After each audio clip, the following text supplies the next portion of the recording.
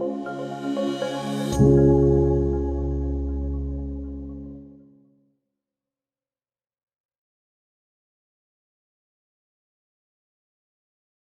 to the virtual town hall for August 2021, held by members of the Board of County Commissioners. I'm Dylan Blaylock with Clackamas County's Public and Government Affairs Department, and I'll be coordinating the public comments for today's meeting. Starting last year with the onset of the pandemic, the Board of County Commissioners held several digital events in order to hear directly from the public on issues of great importance. Tonight from the Board of County Commissioners, we have the full board, Chair Tootie Smith and Commissioners Sonia Fisher, Paul Savis, Martha Schrader, and Mark Scholl. We also have Clackamas County Administrator Gary Schmidt. My thanks to all of you for being here. Also tonight, we have three special guests. Brian Stewart is the Assistant Chief of Clackamas Fire District Number 1. Daniel Nybauer is the Interim Director for the Clackamas County Disaster Management Department. And Brad O'Neill is a captain with the Clackamas County Sheriff's Office. My thanks and many thanks to each of you as well for being here. Tonight, we are talking about wildfire preparedness. And while this is the first town hall we have had on this subject this year, please know that it is not the first time Clackamas County officials have reached out to our community. I'll note that we have had just recently a community leaders meeting in June where many staff and officials met with members of CPOs, hamlets, and other community organizations to get feedback on the response to the 2020 wildfires and ways to better coordinate in the future. And a policy session for the board last month in July that brought community partners like the Fire Defense Board, Clackamas Fire District Number 1, and community members together to present on this year's fire plans. We are going to share links to both of those videos in the chat if you would like to watch them later. Those are just a couple of recent events that featured members of the community talking about this very topic, not to mention extensive listening sessions on recovery that Clackamas County held in the immediate wake of the fires last year. Tonight, first, Madam Chair Smith will provide some opening remarks. Chair Smith. Well, thank you all for joining us today. On behalf of the rest of the Board of County Commissioners, I would like to welcome you to the August edition of our virtual town hall series. These town halls are just one way that commissioners continue to stay directly connected with our residents and stakeholders. I will also note that our Thursday business meetings are open to the public, both in person and on Zoom, and public comment is welcome. As Dylan said, tonight's topic is wildfire preparedness. And as you know, the issue is critical to both the board and the overall welfare of our county. Clackamas County has been working on becoming better prepared since the end of last year's wildfire season. With that in mind, the County Commission approved, and I'm so excited about, a brand new Emergency Preparedness Council that will have 15 community members on it to help get feedback, guide our emergency preparedness for the future, not just wildfire, but if we have another ice storm, we have an earthquake, and anybody wants to apply, send in your name and we'll go through the list and try to get anybody on it. We're seeking a really wide swath of interested people representing maybe CPOs or hamlets, but not necessarily only that. If you were involved in the wildfires last year and you assisted in many of the volunteer efforts, we would love to have you. Also, we'll probably have a couple, maybe just two, subject matter experts on it to help us prepare. We have some exciting things coming up on that, but I'm not going to take a lot of time talking about what we're doing. We're here to listen to you. And in terms of county government's response to last year's wildfires, what went right? Or in your opinion, what went wrong? And how can the county and our partners serve better the public when future wildfires break out? And lastly, I'll note that we may respond to some of your comments, but mostly we're here just to listen and to hear from as many people as possible because we have people taking notes. And if we don't respond to your question or comment, don't take it as a sign that we don't care, because we do care. And with that, Dylan, I'll pass it back to you. Thank you very much, Madam Chair. Here's how tonight is going to work. First, we will hear from each of our three special guests for about 5 minutes about how they have been preparing for the current wildfire season after last year's evacuation events. And after that, starting around 5:50 or so, we will begin taking questions from the Zoom audience, and I will also be relaying some emails that we have received from residents who could not join us tonight. I will let you know how to provide your comment when the time is right. I will also let you know about time limits at that point. Please know that this meeting is being recorded and will be archived on our YouTube channel tomorrow. We will end the meeting by 7 p.m. at the latest. And with that, I'd like to pass it to the first of our three special guests, Assistant Chief Brian Stewart. Assistant Chief Stewart. Well, thank you so much for having me. Appreciate the opportunity to be here with the community. Much as has already been shared, Clackamas Fire has been involved with trying to identify since last year opportunities where we had successes and opportunities where we could improve. We've reached out with the communities. We've done a formal kind of post-incident after action review of the September wildfires, and we've learned a lot that we've really worked to implement and develop plans to implement.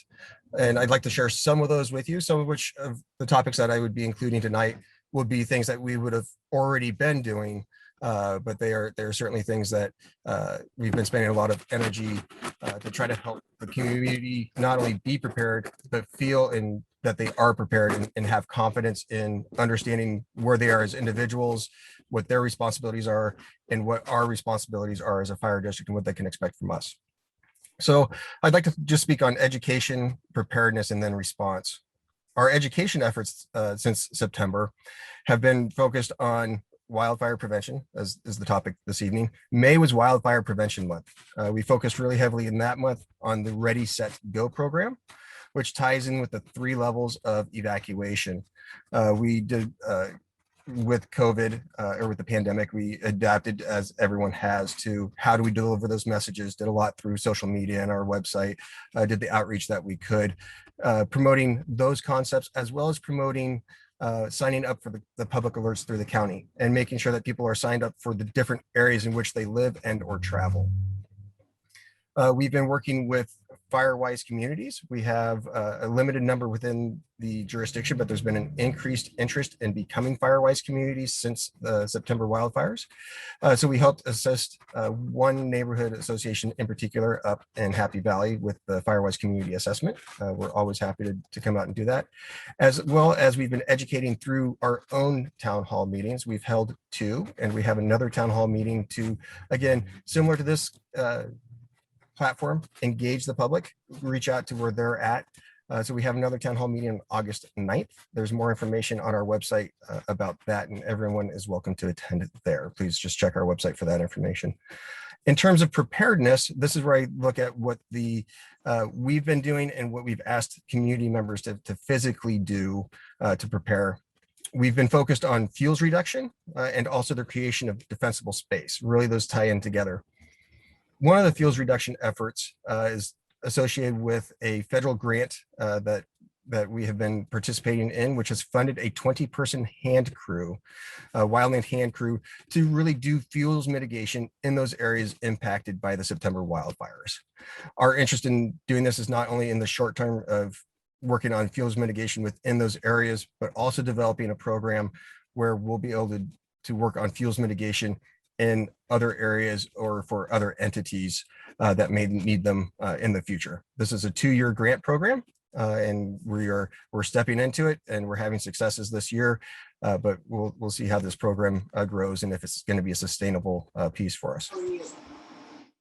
We've also participated, speaking of FireWise, participated in a couple of FireWise community days where existing communities were doing prep work and kind of clean up on their own, and they asked us to come attend and support them, and we've been able to do that.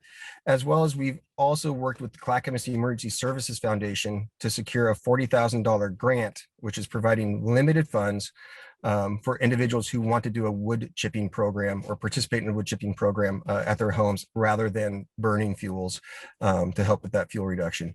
I don't have numbers for July, but back in June, we processed 35 applications and did 31 site visits or assessments for those. Applications for that are still available. They're on our website. We're taking those through August 31st. I would encourage anybody who meets the criteria, and there's a little bit on our website that speaks to it, to apply. The grants are for up to $500 of wood chipping rental and program. Lastly, in the preparedness piece, we have received a grant from the state of Oregon to implement a virtual community risk reduction process. This is a tool that we'll have online shortly, and we'll roll it out in social media and on our website and at our board meetings and every meeting that we attend, where people can go in and they essentially do a checklist of their own property, a kind of guided checklist, and then they get an individual or customized report about what they can do to enhance their defensible space or their protective systems in terms of wildfire mitigation. And then lastly, I'll touch on response briefly. July 1st, we opened up Station 18, which is our Eagle Creek Community Fire Station, 24/7 with career personnel with a minimum of 1 paramedic on it. Up until this point, for the last few years, it has been a staff with 40 hours of career personnel, and then most nights and weekends with volunteers. But now we have guaranteed response out of that station 24/7, 365 days a year. Additionally, we've acquired one more Type 3 engine. These are the larger forestry type looking engines. They kind of bridge between structural firefighting and forestry firefighting. And so we now have 4 of those strategically located in the district, including in Happy Valley, Holcomb, in Boring, and also in Beaver Creek. So those are strategically located, and we cross staff those with members who are regularly on fire engines when those units are needed. Additionally, a Type 6, which is the smaller brush truck type engine, we've implemented an additional one of those at Station 3, which is out in Oak Grove. And so that's available to be cross-staffed and respond to different areas of the district as well.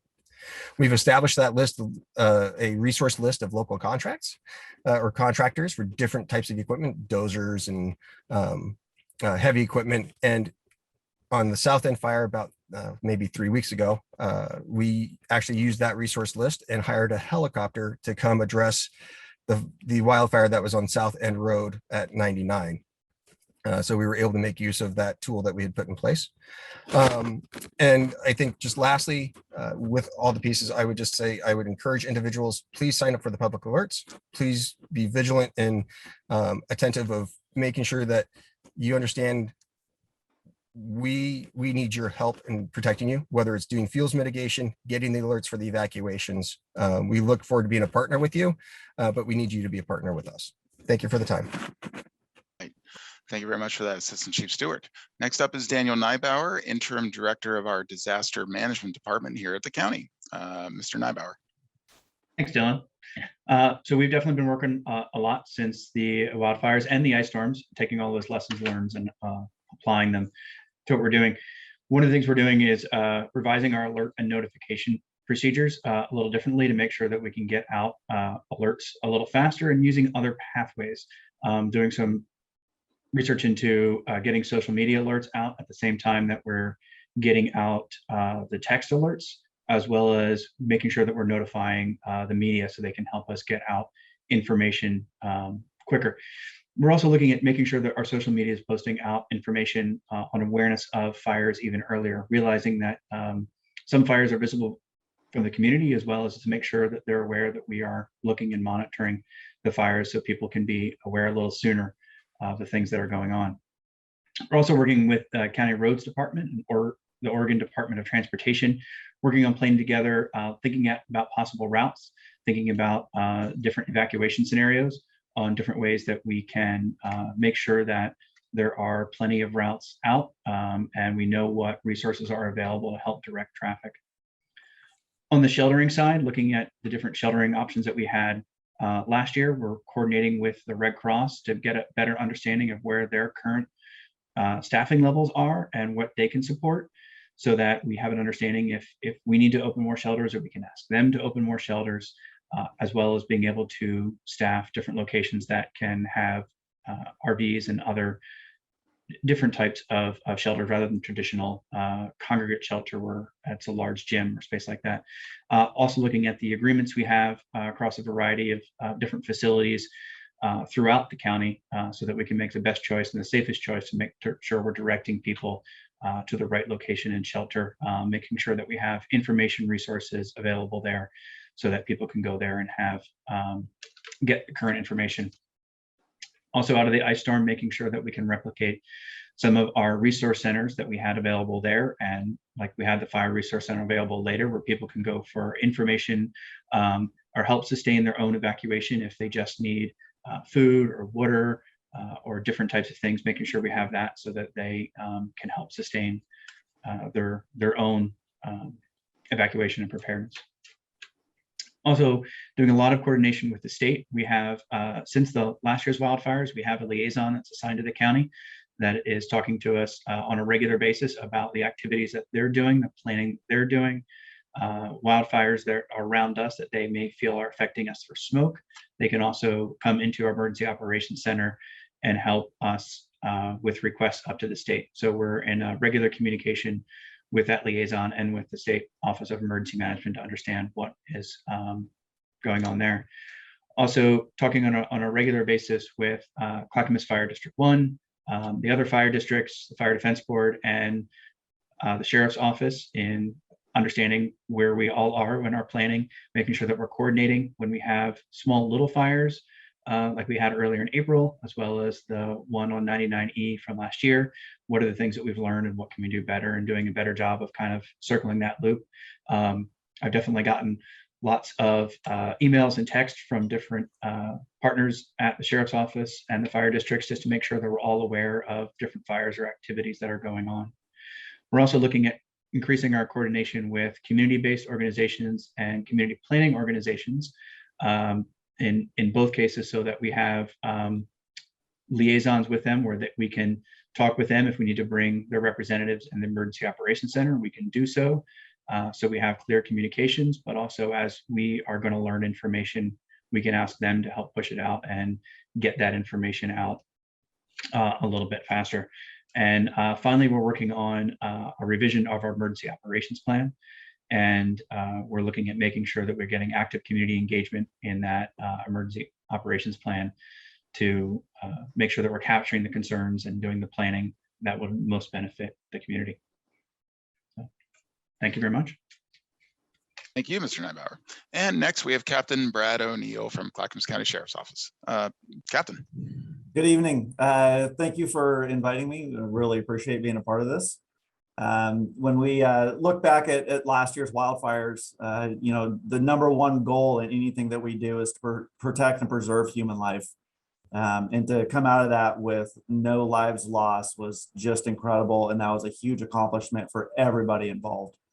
A lot of that is in part to, is speaking from the Sheriff's Office side, our initial incident management that we had set up. We had one of our full-time search and rescue coordinators with the Forest Service up on the Riverside fire right off the bat early in the morning. We started seeing that growing, and so we started to create our own command post for the forward operations for evacuations.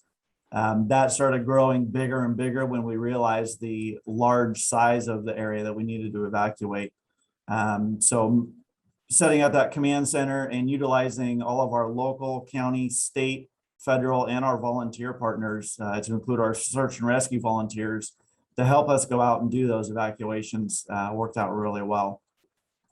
Not only are we having to do the evacuations, but we're also, it's important to keep a safe and secure county out there. So we have to provide those patrol services. So by increasing the law enforcement patrols in those areas, it helped us respond to calls for service a lot quicker and deal with things as they came up. Any of the tips that came in on the tip line for criminal activities were followed up by our detective division, sorting through each and every one of those tips, vetting them out, seeing if there's something that we could take action on, and taking action on those to try and solve any sort of criminal activity or curb it. And then the super important part was having a liaison with the federal response team as well as our county EOC. It's very important that we all work together and communicate to accomplish the same mission. We're all out there for that same mission with that priority of life, and then protecting our beautiful county that we actually live in. Some of the things that we've worked on for this year already, and Daniel kind of touched on already, is the communication and planning with the EOC and Clackamas Fire. We've had a couple of meetings already. We're in constant communication with each other. We're texting each other anytime we see a new fire start up, whether it's in our county or even close to our county, we're talking about it. And then notifying each other. If one of us hears about a wildfire touching off, we're definitely texting each other and trying to figure out, okay, is this something that we need to come in for, or is this something that we're just going to kind of monitor because it's so small and maybe out away from the population. But if it is something we need to respond to, the three of us jump in our cars, head to our dispatch location, and immediately start assessing the issue at hand and trying to decide the best course of action to scale up personnel in each of our divisions.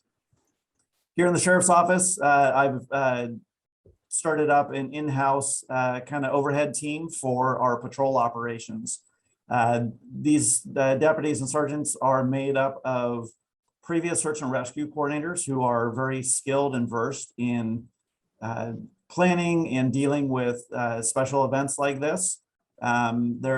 I can send out a page to them, and they're responding up to our command post at the same time, so we can really get ahead of this before it gets out of control. One of the concerns I know that I've heard a lot of as far as last year was the painting of driveways.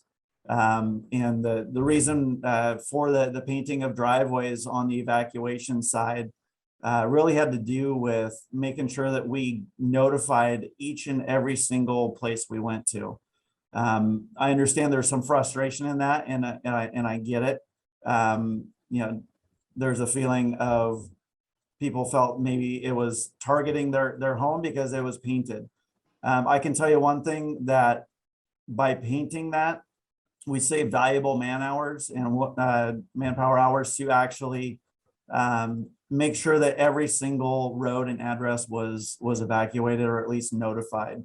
A couple of times we didn't get word back on a certain road. We sent someone out, they saw the paint. We didn't have to worry about sending more people down that road because we knew it was actually done.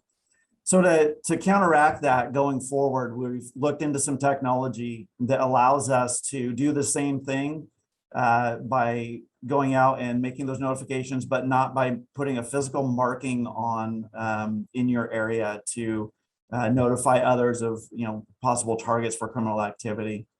And we'll be implementing that moving forward for any of our future evacuations. And then something else that we just kind of learned in-house was looping in our finance department earlier. There's federal FEMA dollars that could be reimbursable for a lot of funds on some of these, and by getting them involved in the front end creates less work in the end to try and recoup some of those county dollars that are actually issued to us. Is that it, Captain? Great. Very good, very good. All right, thank you very much, Captain.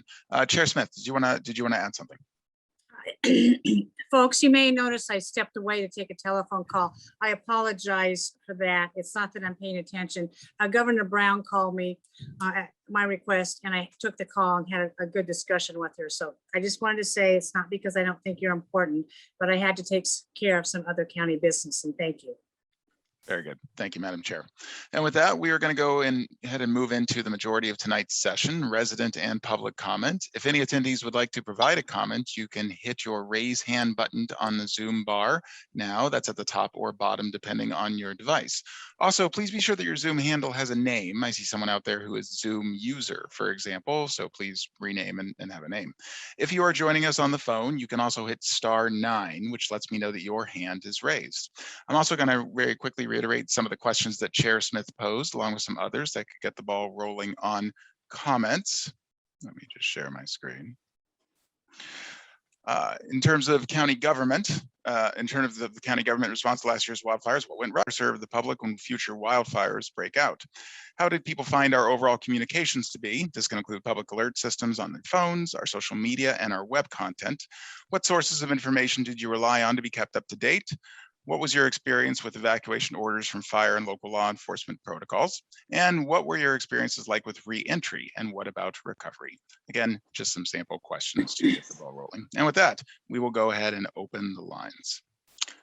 Chair Smith, I believe we will have it's fine to go ahead and have 3 minutes, Okay. for everyone so far. Great. Thanks, So- Dylan. Thank you. So the first we're going to go to is Brent Perry's. Brent Perry's. If you can unmute yourself, very good. Go ahead and state your name, where you're calling from, and you are on for 3 minutes. Thank you. Okay, hey, I'm Brent Paris, Eagle Creek Barton Chair, CPO, newest member of CCI. Also at the policy session that most of you were present in, except for the Sheriff's Department, which I'm glad you're here today, Captain O'Neill. I pointed my finger at you directly, Sheriff's Department. And so I have concerns, and I represented the community at the policy session and also a firefighter and the CPOs and Hamlets. So the biggest question that came up last year was the militias that showed up and the participation that the sheriff's office took in some of those militias and the information that was out there of looting and possible arson fires being started besides the natural cause fires that were out of control. I think that a couple of the county commissioners said that they had a letter back from the Sheriff's Department personally saying that some of that might not have been true. And I asked if you could show up and maybe solidify that. But I do have to commend your office for the gallant effort that you guys put forward to make sure that everybody was evacuated. I appreciated that. And I saw you guys, but we were busy working on the wildfires at the same time. But I did see one of our longtime deputies that are in the Estacada area was taken off of duty for maybe things he shouldn't have said. And so I understand the not wanting to say that some of this was going on because I'm afraid that people might not leave their house if they knew bad things might happen. Do you have, I guess that would be a question and clarity. Yeah, I can talk a little bit about that. First off, one of the biggest challenges right now, our culture and society is just really big into needing information and needing it immediately. Social media, the news, they're pumping out information all the time, and it's really challenging for us to try and take that information and vet it out. We work on facts. We're fact finders, and when we get information, that's part of that the tip line that our detectives were working on. Hearing those informations, vetting them out through our local partners, our federal partners, to see if some of that was true. As far as the information about different groups going around the county lighting fires, those were never substantiated by any facts that we found. And it was calls for service that were coming into our dispatch center, and our deputies were actively going out trying to prove or disprove those, but we still have to respond to those. It's one of those challenging things. We get fake calls every once in a while that it makes it sound like it's this huge event, and so we send a bunch of personnel out there just to come to find out that it was a hoax call. But we have to treat it as if it were real. That's our job. That's what we do. And so as far as those groups going around starting fires, there's nothing that I have substantiated in that fact that proved that was going on.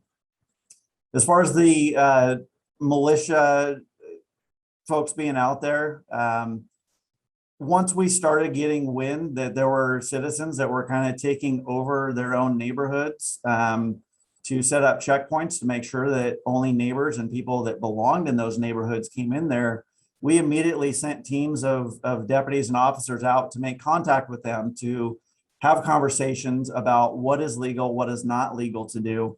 And really, it kind of came down to a lot of people, just by reading the social media and some of the information and rumors that were flying around, felt like there had been total loss of control in the county when that wasn't the fact at all. You know, in the East and South County districts, I can tell you, we put out 1 car per shift in those areas, in each area. And there were nights where I was running 30 to 35 deputies and officers patrolling just those 2 areas.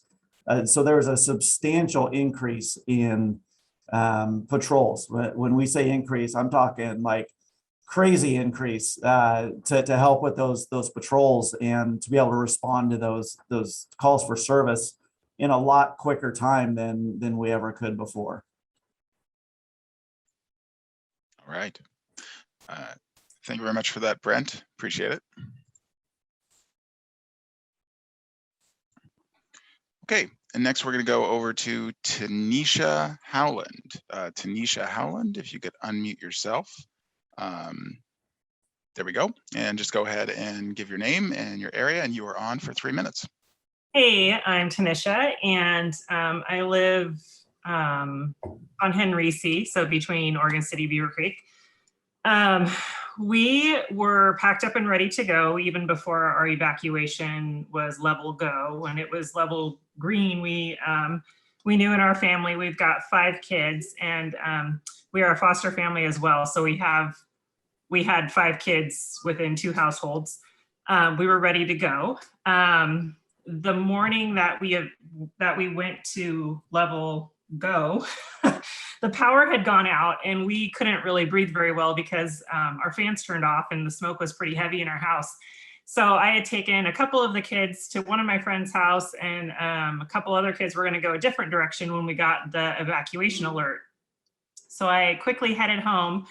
We had everything packed up, ready to go. So we were in the car ready to go within a half an hour.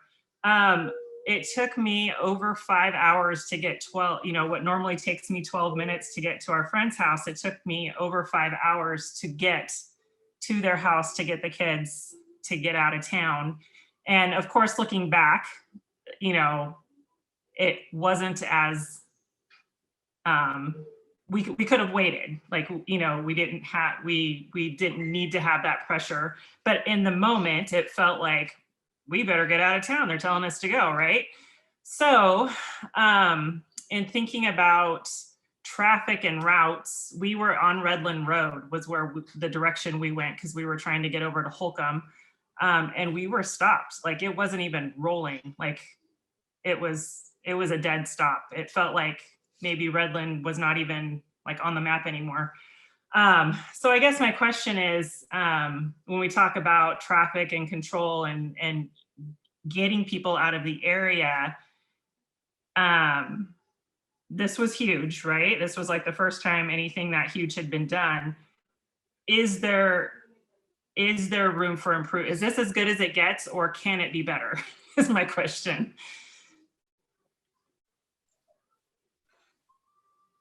Very good. Would anyone like to take a stab at that? I guess it's about evacuation routes. Sure, I can talk a little bit about that. I think we've looked at a couple different things since then. Part of our alerting strategy, I think, was the cause of some of that backup. When we placed the whole county in a level 1 to increase awareness, a lot of individuals took that as a need to evacuate, and it put a lot of people on the road right away. So we've had discussions with fire and with sheriff's office and with the county roads department about making sure that we're getting zones identified that get people safe, but using other strategies to make sure that people are aware of the fires and the possibility that they may go. So I think that was one of the causes. We have talked a lot with roads and Department of Transportation about other things they can do. And we've got a couple of solutions, but we're still working on some more, because we realize that there are limited ways in and out sometimes to some areas. And so we're trying to find other solutions to make sure that those limited areas aren't as clogged. So I think both of those changes, we'll see an improvement on flow when we start doing evacuations, when we hopefully never have to do evacuations again. I can answer that too, Dylan. Sure. Tanisha, thank you for that. I was one of those people on Beaver Creek Road that was evacuated also. And I wasn't able to return to my home for 21 days because of the smoke damage, but nevertheless, I did get to return to my home where many did not. One of the exciting things that this new emergency council, preparedness council, is setting up is we have been supplied from staff with a zone map, which has identified 20 zones in Clackamas County. And I assume that maybe like Daniel was talking about the zones, that if you know what zone that you live in, we would evacuate according to the zones you're in and the distance of the wildfire. I was like you, I was a bit in a panic. I was on level 3 evacuation now, and the smoke was so bad, I could not see where the fire was. So I understand when the panic and the terror, and then sitting in traffic for 5 hours. Holy cow. And that's one of the reasons that I'm so passionate about this issue. And I just want people to be able to tell us what they're thinking and how we can move as a government to be more responsive to the needs of everybody out there. Thanks a lot for your great questions. Very good, Chair. Thank you for that. And thank you, Mr. Neubauer. Just to follow up on what the Chair was just referencing with the disaster zones, we have this PDF that I can show, or just this file. These are the draft disaster response zones that we are working on right now, just to give a visual so everybody can see it. And we will also share that in the chat in just one moment. So thank you for that. We have a lot of hands up. I also am going to be dropping in some emails that we received ahead of time from people who could not attend with us. The first that'll relay is from Heather in Oregon City. During the 2020 wildfires, I appreciated having the website available that showed the map of the fires and color-coded evacuation areas. The map and website were easy to find and use. When my address was located in level 2 evacuation, the emergency alert went off on my cell phone several hours after the event. My family thought the alarm meant that my address had been elevated to the next evacuation level. However, it turned out just to be a delay in the original notification, and my address was still level 2. Again, that was Heather in Oregon City. So about a delay in the public alerts. Alrighty. Next, we're going to go to Cassie Wilson. Cassie, you can go ahead and there we go. Please identify yourself, your name, and your area, and you are on for 3 minutes. Good evening, everyone. Cassie Wilson from Boring. I just have a couple comments tonight. First, a few things that I think went well. I learned about the entire county being under at least a level 1 via the news, which was really helpful. The map was also super helpful, and especially once they were able to add like where the fire actually was, really was helpful. And the consistent press conferences were also really helpful. Some questions that I still, have from going through that though, was that with myself and my mom being disabled, we really had no idea when we should evacuate because everything takes longer when you're disabled. And so it was kind of like, we've never been in this situation before. And so it was just like, I don't really know when people who need that extra time should leave, like if it's in a level 1 or a level 2. So so that was part of it. And then also just any support systems that are in place to support people who might need assistance evacuating. And then I think too, just thinking about this wildfire season, with COVID still being an issue, I think maybe some education about if evacuations come up again, how to factor COVID safety into that. If you're quarantining, waiting for test results, or if you're COVID positive, I think bringing that information back would be helpful. And then last thing is just that I think with regards to mental health and disaster recovery, I think being really clear about what type of mental health support is available through the county and maybe trying to expand that even to like have like a database of crisis counselors or something who specifically know how to handle wildfires, because I think it's already pretty difficult to find mental health help, but it's even harder to find someone who specifically understands what it's like to go through something like this. So yeah, that's all I have to share. Thanks. Thank you very much for that, Cassie. Daniel, were you going to say something? Sure, I can just talk real quick there.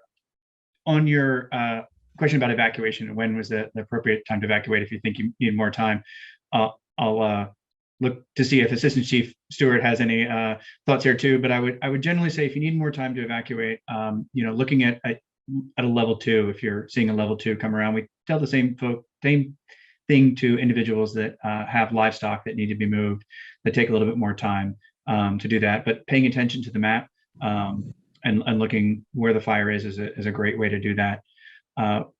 For last year's fire, we had a number available for those that might need some transportation assistance, as well as we had our public inquiry center line, and we would make sure that, and we will next time as well, make sure that those numbers get out with information to call, and we can provide resources for there as well.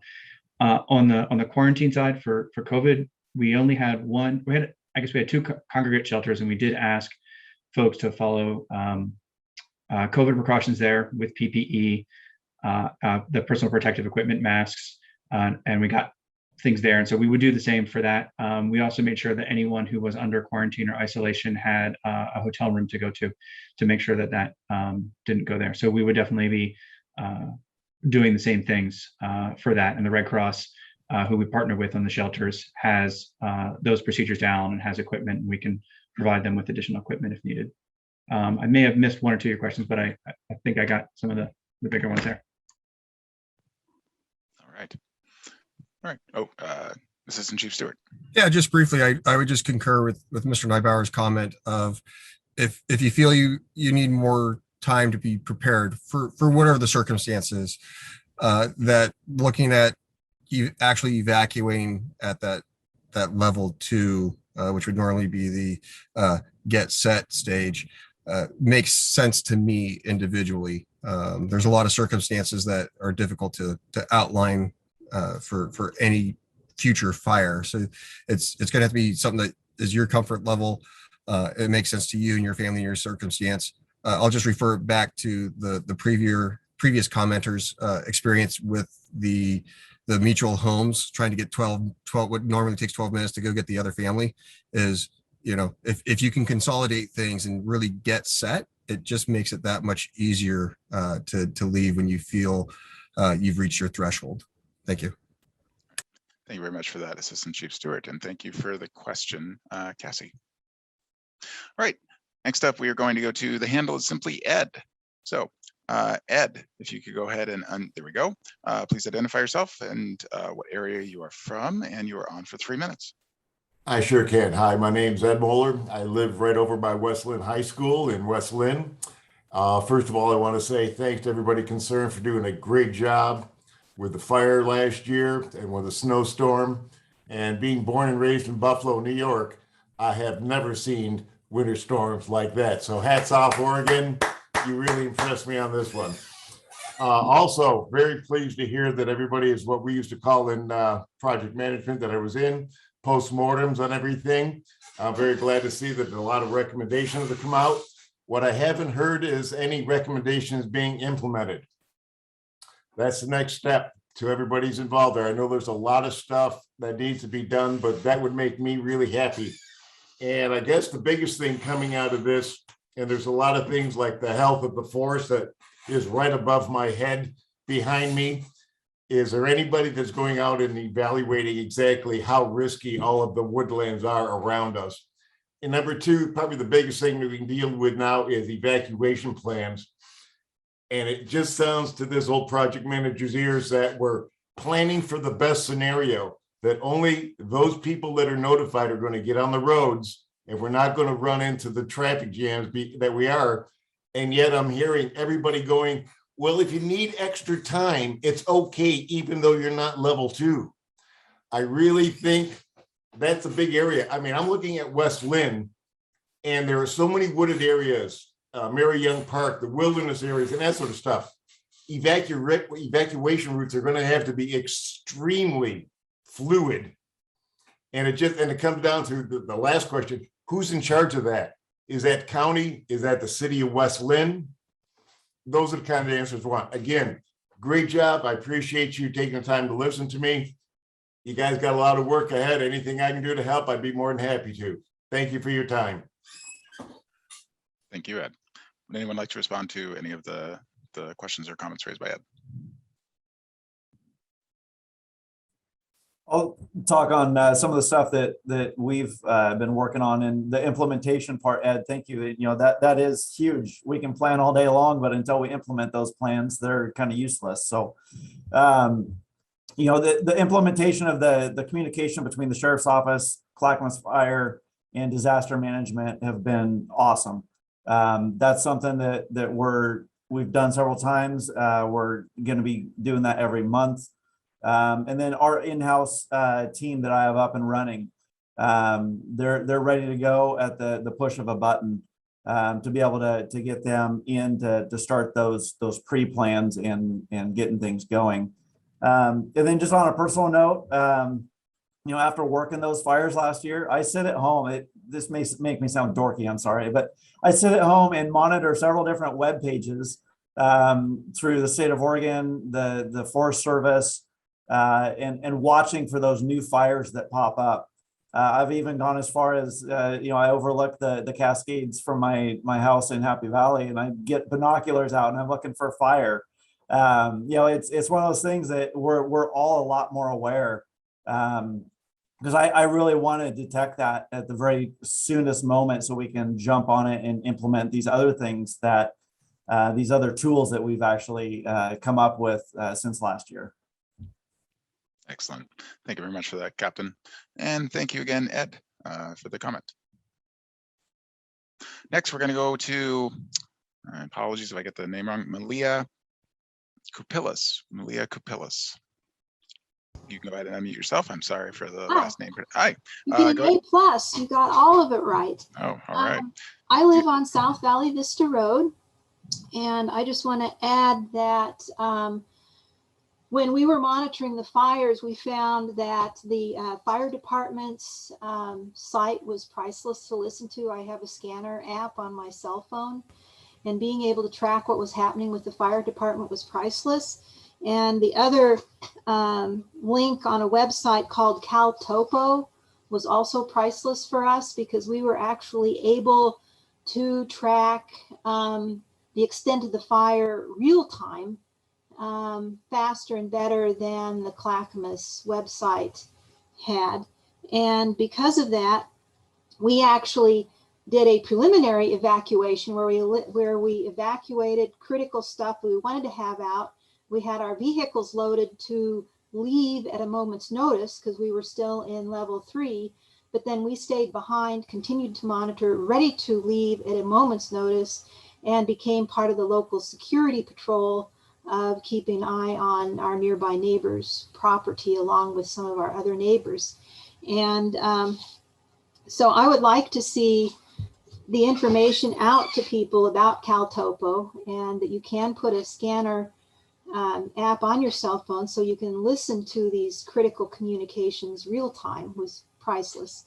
And another thing that I would like to see, I don't know if the county can help with this or not, but I would like to see neighborhoods getting better organized, kind of along the lines of the Firewise that you're talking about, but also have it connected to the county through GPS, GIS, whatever it takes, so that when we do have these fires break out, the fire department, the sheriff's department has lists of names of people they can call immediately, so that the neighborhood can get out, give them real-time response so that they know exactly what's happening before the sheriff or the fire department can even get there.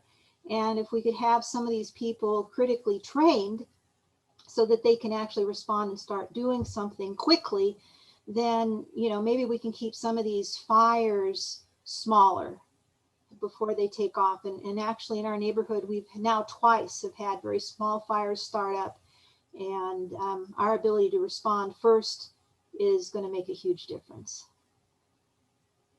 I'd like to answer that, Dylan. Sure, of course, sure. Go right ahead. Yeah, well, thank you for Malia for offering that. You bring up some really good points. The Red Cross has been very generous in offering trainings for anybody who wants them, and I'm hoping that will come out of our Preparedness Council. to offer exactly what to do. And the apps that you mentioned, I think are just priceless. When I toured a week after the wildfires, I was asked to come out and I was invited by the people who stayed back and fought the forest fires. I'm not in the position of telling anybody to leave and not defend your home, nor would I, but I want people to be safe and learn what to do and have the best equipment and or communication devices available. Thank you for that. Thank you, Madam Chair, and thank you, Malia, again for the comments. And if I'm sorry, John, if I can add one other comment. Right ahead. In addition to there's a number of excellent applications or websites in which to gather information. But if you're looking for something that pushes information out to you, much like Malia suggested with the radio scanner apps, clackamasfire.com.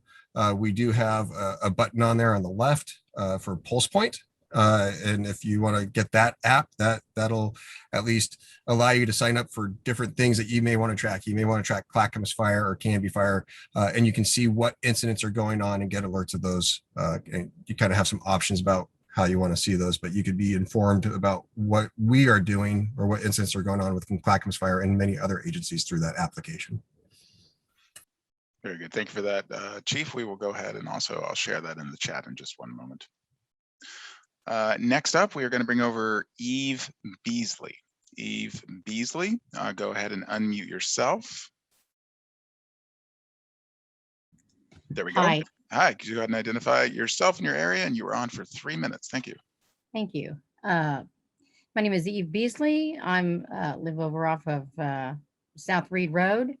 And we actually, the day the fires broke out, we could see the Dowdy fire, what came to be the Clackamas fires, and the Promontory Park, or the dam, the Casadero fires. All different names were given to everything. And then we went out driving to see if we could try and figure out how close these fires were to our property. And by the time we got back home, then the sheriff was there, and the level 3 evacuation, knocking on the door. We gathered up our horses and as many animals as we could, our neighbor's horse and our neighbor who's older. And we had a caravan with her and her daughter and the whole, our group, both families and properties, together, collaborating. Her daughter was calling in from, I think, Grants Pass and giving us information that she was getting from the scanner. We ended up having to spend the night at the Ford dealership in Sandy. We were missent to the Red Cross at the high school. Nothing was updated on any websites. It was just total chaos for us. And we had this big caravan of people. And then when we were able to get settled and get people in the hotels, and then my husband and I were able to come back, but we still needed to know where the fire was because there was so much smoke. And we too used the CalTopo, map system. And that was the only one that would kind of give us an idea of where the fires were. Well, it turned out that it was like almost a quarter of a mile from our home. So we had no idea about that, and that would be something we would like to know. All of our neighbors were coordinating information, but there wasn't a streamlined system of communication. I would like to see something official and non-official. And what I mean by that is like where the community can communicate in the event of an emergency and still have some structure about it, where it's not just a site for chatting. There were multiple Facebook places to go to. You had to kind of hear through the grapevine on which one was the best or who was giving, the best information. And it just became a real time consuming thing trying to just get to a source of information to tell me about my community and about my property. And Ms. what I Beasley, could I'm sorry, do. we are getting on 3 minutes here. So, well, my question being, is there any way we can set up some sort of communication system like that?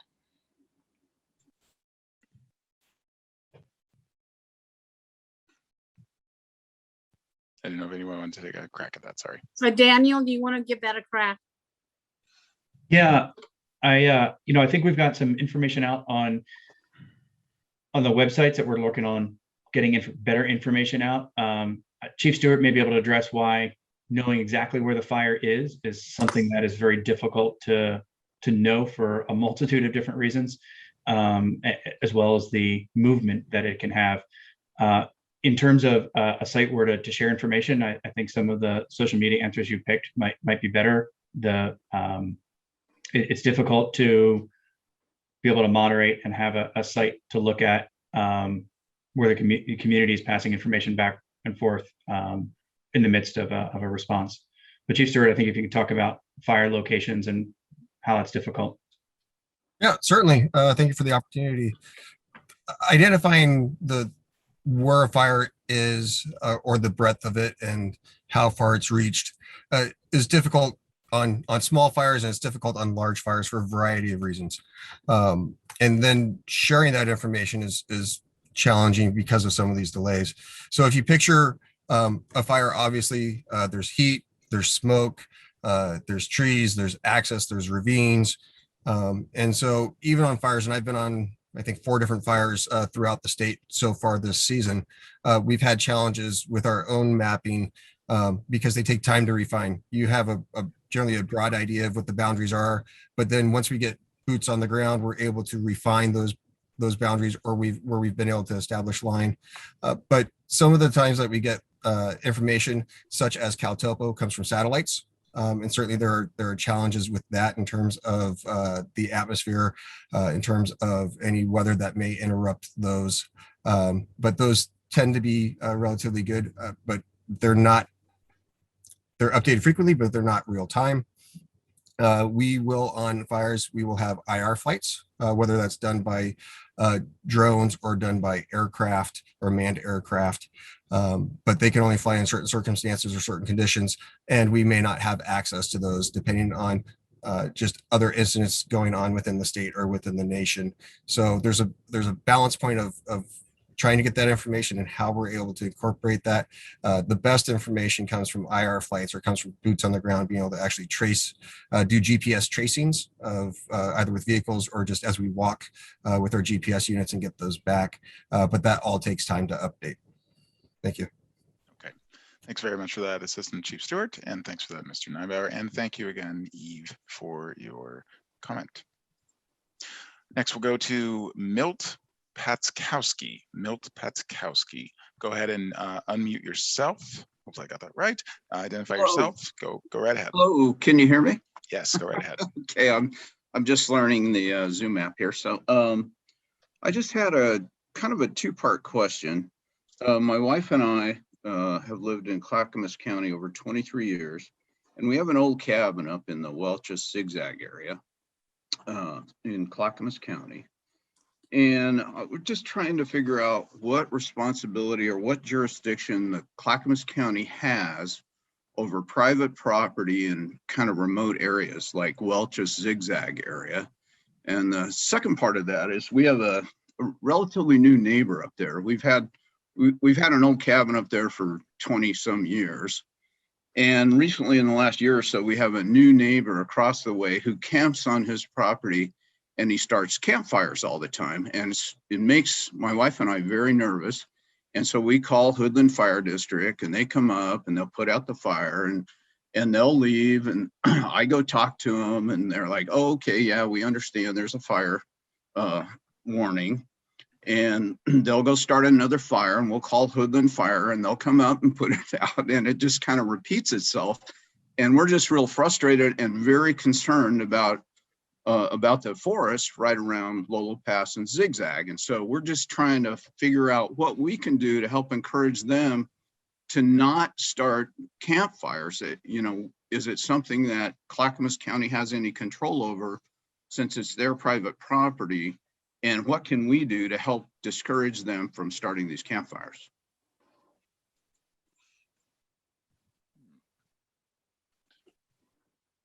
I don't know the answer to that. Would anyone like to respond to that? I don't know. I'll I'll briefly speak to it. It's difficult since I'm not in Hoodland's jurisdiction. And I would probably reach out to them to see if they have any local ordinances or how they overlay, I guess, their burn restrictions. While we are often coordinated with as a county with fire danger levels, that's not always the case. And with Hoodland being an independent district, I would suggest reaching out to them and see if they have any ordinance in place that would help support you.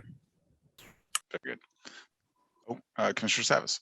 Yeah, I just want to say something that's come up, say a little bit, and maybe Daniel can speak to it. And can you apprise folks of the command and control when an emergency is declared, like a fire? I think that is something that maybe a lot of people don't realize, and especially the September fire, the transfer of control. So could you just speak to that a little bit so people have a general sense of who's in charge? Sure, and I'll look to Chief Stewart to correct me. I have the general knowledge. When a fire starts, the fire district responsible for that area will respond to that, do recon, set up a plan of attack, and begin to do what they need to do to contain or suppress that fire. When it starts getting larger, they're going to ask for resources from around the area and then effectively around the state. And as those resources roll in, as the fire continues to grow, then they're going to be in contact with the state and potentially even the federal, depending on where it's located in land. And then what'll happen is an incident management team will come in if it's a very large fire and the local fire district needs help and help set up command around that fire. And it's usually specifically regarding that fire and the resources needed to suppress that fire. And somewhere along there, we're doing a conflagration declaration, asking for that, helping to ask for that assistance. And then that state or federal entity will get a delegation of authority from the local electeds, and then continue to fight that fire and do it until they've contained it to such a point that it can go back to local control. And here at the county, what we were doing at that time is standing up our emergency operations centers and beginning to coordinate shelter and evacuation routes and other support that's needed, and be in close contact with the fire incident command, whatever level that may be, to make sure that we understand where the fire is and what support's going on, and passing out that messages. Chief, I'm not sure how close I got, but hopefully close enough. I'd say that was spot on. I've got nothing to add. Thanks. All right.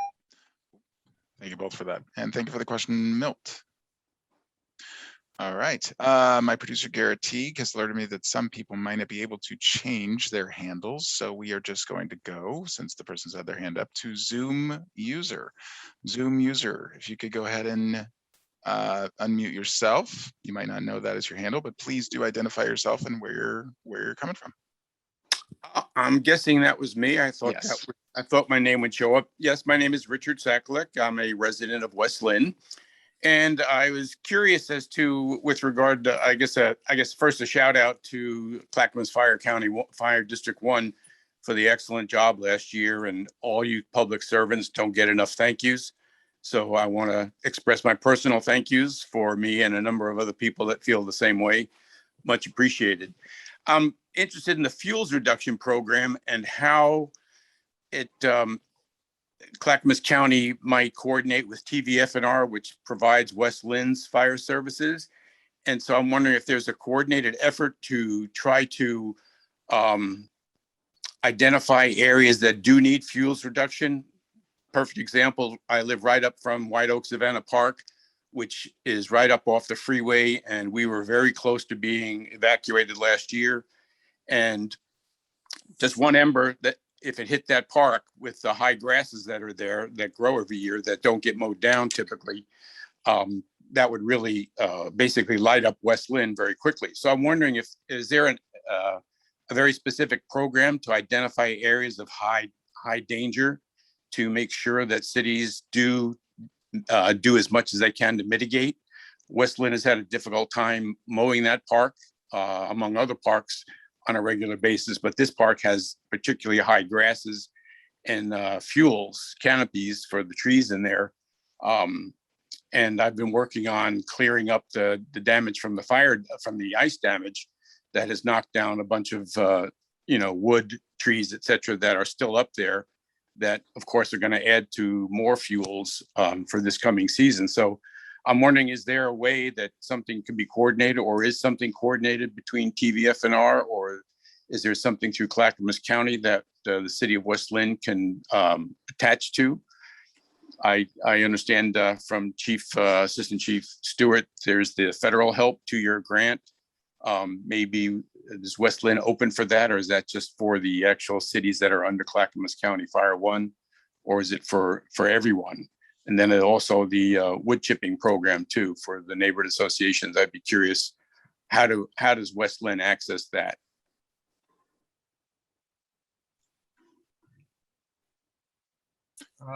I can speak briefly on the Clackamas fire fuels mitigation programs.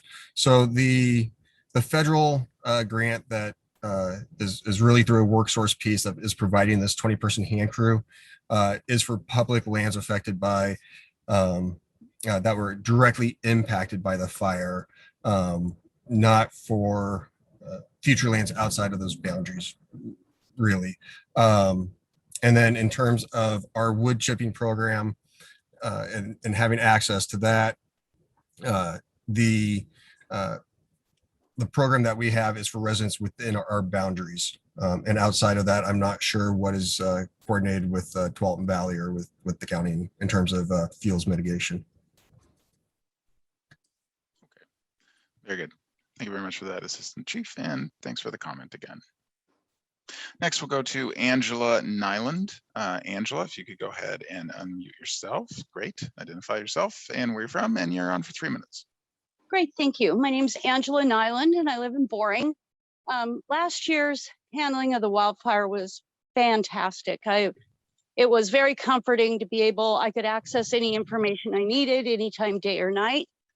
Thank God we did not have to evacuate. We were really close, but we didn't have to, because my husband and I would be in a tent, and we don't have an RV. We have 2 elderly mastiffs. I'm not leaving them at home. There was one, I think, moose or elk's lodge that allowed tents for evacuees. So my question is, are we looking at this for next time? So, I mean, my husband and I were just at the point, well, that place is full. We're going to go camp up on Mount Hood.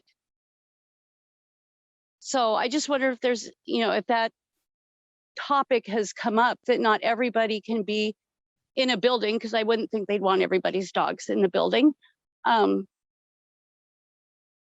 That there might be people that need a tent outside. I mean, we have the camping gear for days. So, I mean, all we need is a place to camp.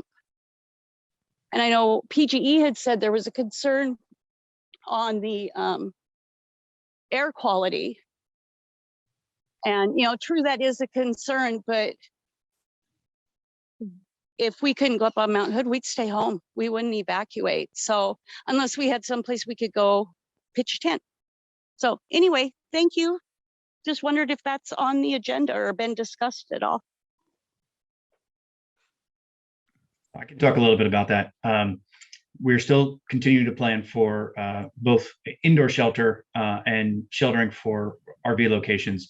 And I think from what you expressed and what we saw last year, there were some people did bring tents. We'll look at the possibility of having congregate shelters that have space outdoors to do that. We are looking also and working with partners and dog services at the county to find ways to be able to take care of pets or have shelters that allow pets to be in that.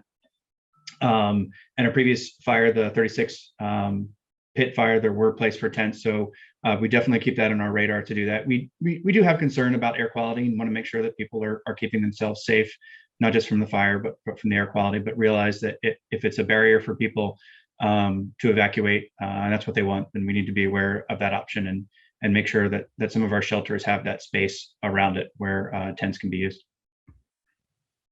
Very good. Thank you very much for that, Mr. Nybauer. And thank you very much again for the comment there and the question, Angela.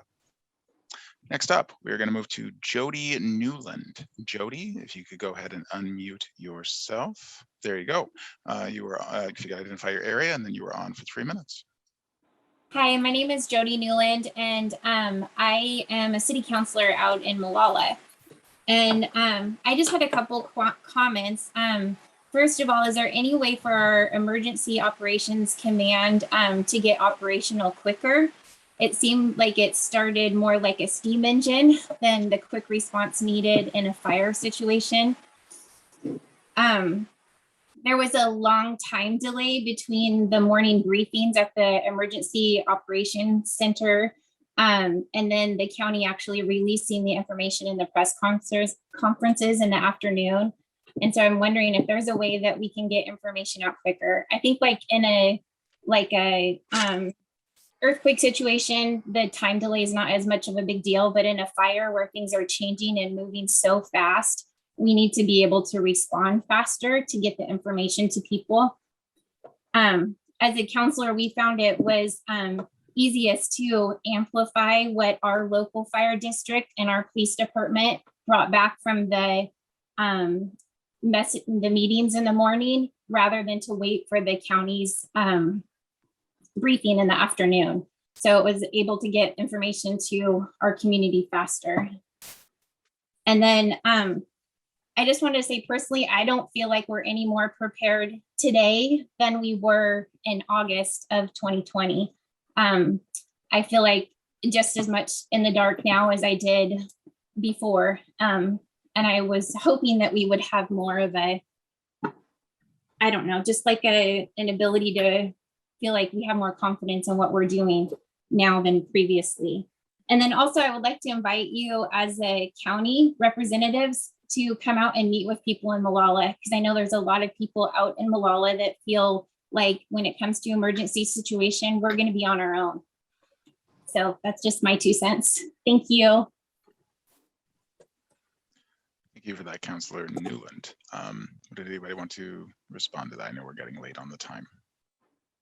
I can try to address real quick some of the questions. Having the EOC activated quicker, we did actually have the EOC activated already for COVID, and managing the 2 incidents at the same time, I think presented a couple of challenges that we tried to smooth our way through and operate a little slower. But I will say having the EOC activated quicker is definitely one of our goals. And Captain O'Neill here is very familiar. We've had the EOC informally activated for a couple of the other fires where we're down at the dispatch center doing that already. So I think we're definitely working our way toward getting it activated a little bit quicker, and even preemptively before it even is an emergency or disaster. We're getting it and getting that coordination and that information going forth. On a fire, things move so quick. We can work on getting information from the morning briefings out, but we're trying to get what's relevant to the public. We have our public information officers getting information on social media out faster. The last couple little fires we've had, our public information has been talking with the sheriff's office and Clackamas Fire District 1 or whatever fire agency is present in the dispatch center and working on the fire and getting that information out to do that. And finally, on the feeling unconfident, I can understand that.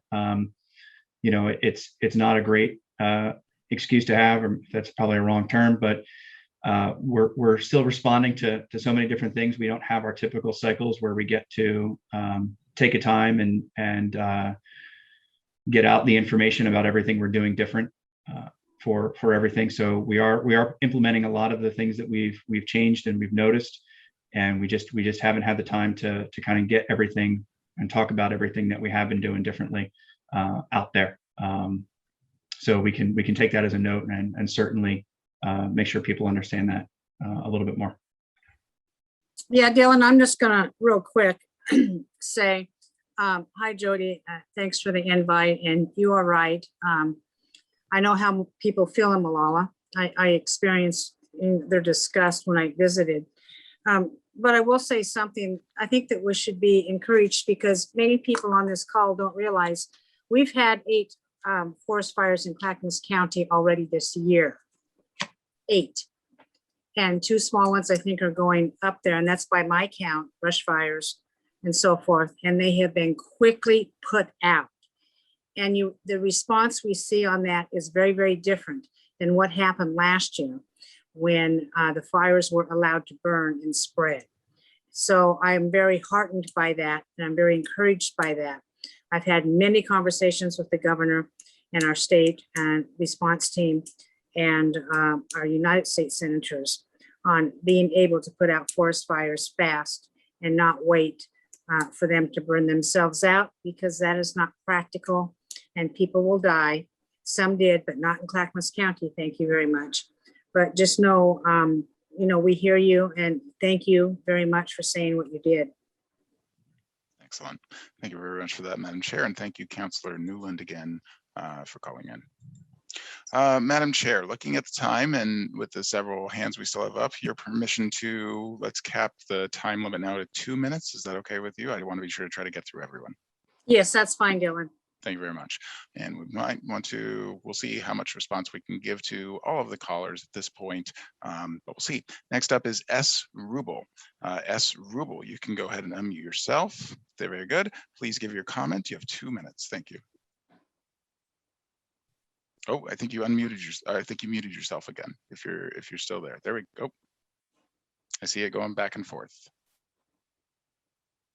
I have to hold it down. I'm sorry. Okay. Thank you.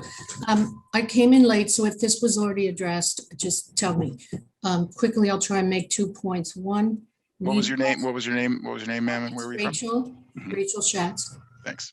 We lost about 20 acres of timber in the Wildfire in September, and thankfully not our home, thank goodness. But one question is, we've been talking to all kinds of people and can't really get an answer. Is there any way to get any sort of compensation for this timber that we lost that was a few, several years from harvest that we counted on for retirement? Is there any sort of anything besides we got a very small amount from our insurance, our homeowners? Quickly, question number 2, we're really scared out here in Wilhoit. As far as brush and fuel, it's bad. There's a lot and it's really scary. And again, wondering if there's any sort of help for some elderly folks with clearing stuff, because we weren't eligible for that grant because of where we are. We're way out here, unincorporated. Is there any sort of help with getting brush cleared and fuel? Tons and tons of fuel out here. So thank you very much. Any quick answers on either of those real quickly? It's okay if not. If we do not answer your question tonight, I'm gonna ask my producer Garrett Teague, please put clackonews@clackamas.us in the chat. That's an email address you can send a follow-up question to. We can try to route it correctly once we are done, because we are short on time. So Garrett, if you could do that, thank you very much. Next up, we are going to go to Gary Hampton. Gary, if you could go ahead and unmute yourself. Very good. And you're on for 2 minutes. Go right ahead. Well, good evening. It's Leah Brolier. Instead, Gary and I share this role, Colton CPO. Since there isn't enough time to go through my list of giant concerns, I do have a few shout outs. One being, everyone does not use social media, and that's going to be a continued concern. In the Colton area, it's difficult to get messages across. We are in a highly wooded environment. I don't have time to tell you the peril that we experienced. However, I do wish greatly to say my shout out to Gary Linick and the Sheriff's Posse at the county fairgrounds. My deepest and greatest heartfelt thanks for his presence and, aid in that environment for all the people who came to use that area. Also a potential area where people with tents and dogs may also be able to utilize in the future. Those grounds could be really enhanced for these potential future circumstances. So that is a great thanks. In addition, there are a lot of concerns out here in the Colton area. I'm sure they're still present. I don't know many people who have relaxed. I hope we have more opportunity to follow up on details, which I will look forward to. And beyond that, I'm grateful we're having some of these opportunities to share information. And one point of remembrance. A year ago, when those California fires started in Northern California, I want people to remember the day that the fires started here and the winds and the patterns of those winds and the strength of those winds that we'd had for 3 days. When those California fires started down there a year ago, that fire moved a mile a minute. 1 mile a minute. We are now at 2 minutes. So thank you very much for your comment. We really do appreciate it again. Thank you very much. Next up, we're going to go to, it's a phone call in. The last 3 digits are 581. So if you are at 581, you have to hit *6 to unmute yourself. If you had your hand raised. There we go. If you can go ahead and identify yourself and your area, please, and you are on. My name is Ellen Greenlaw, and I'm a member of the Clackamas County DSAC, the Disability Services Advisory Council. We're very concerned about emergency preparedness because in any emergency, it's been estimated that 20 to 30% of people will be disabled. I'm wondering specifically what procedures have changed since last year to make sure that disabled people are cared for better. There's a couple suggestions I have. There's a website called Portlight, which is an organization that set up disaster services for some of the hurricanes and disasters on the East Coast. They might have some very valuable information for us in terms of dealing with helping disabled people in an emergency. I'd also like to support that people with service animals have a really rough time, people with pets. And I'd like the ASPCA or some animal organization to be part of our discussion so that, they're right part of it, and they have cages and ways of taking care of animals. That was a serious issue last year. Also security.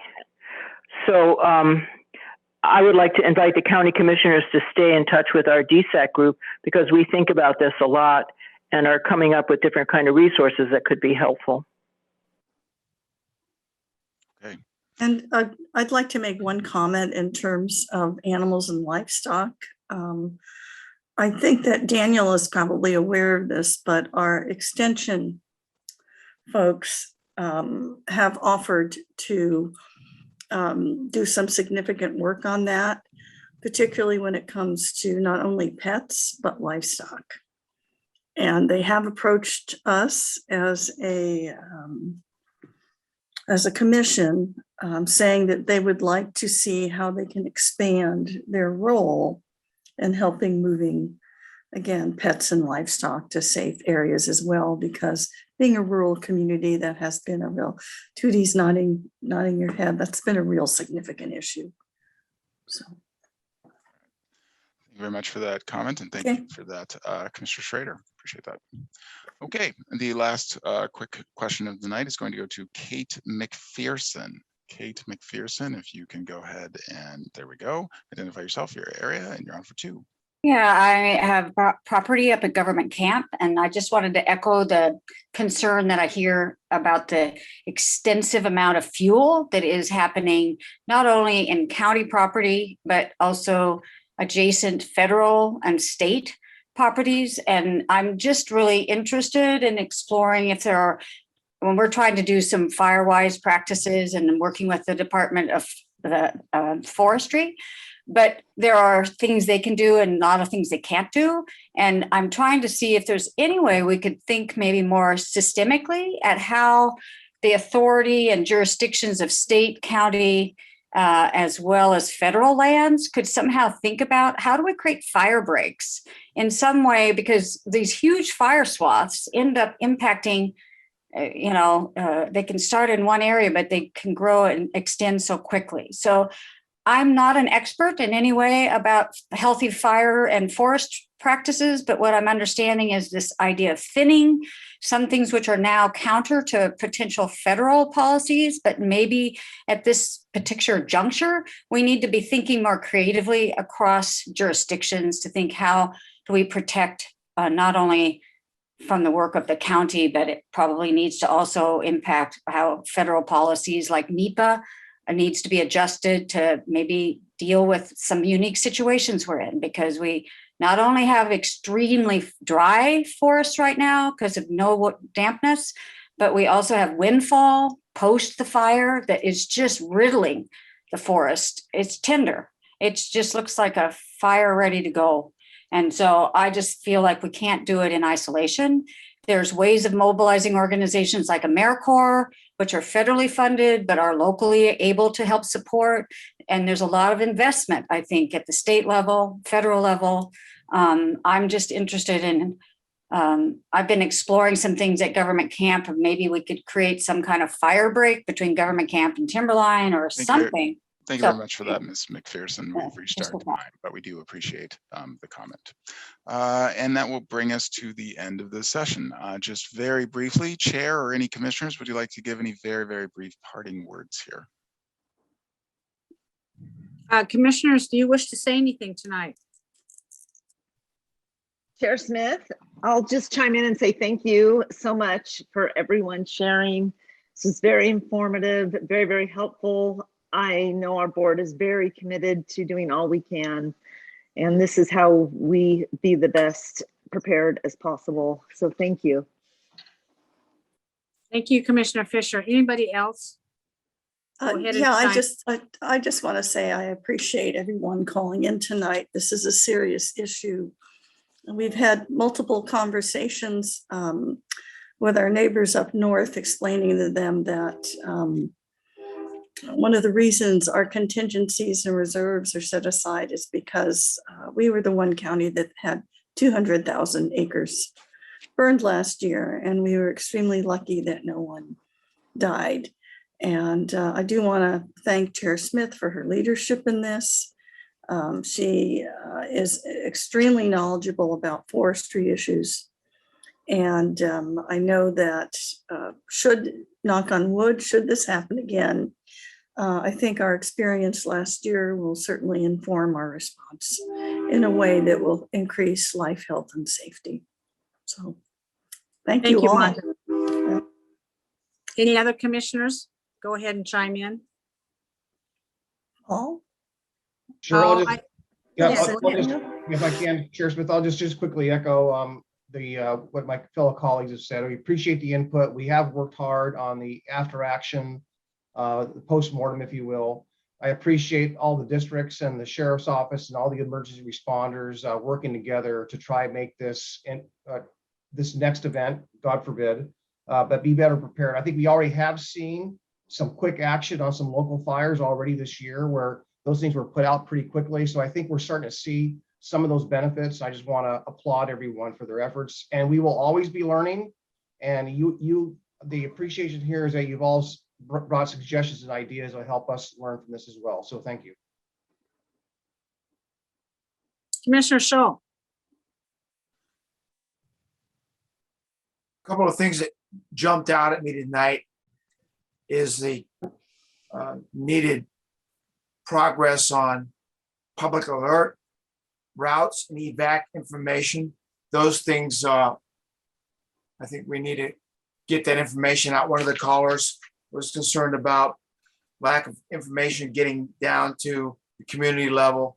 And if we can get that done in the next couple of weeks, that would be a great improvement. Thank you.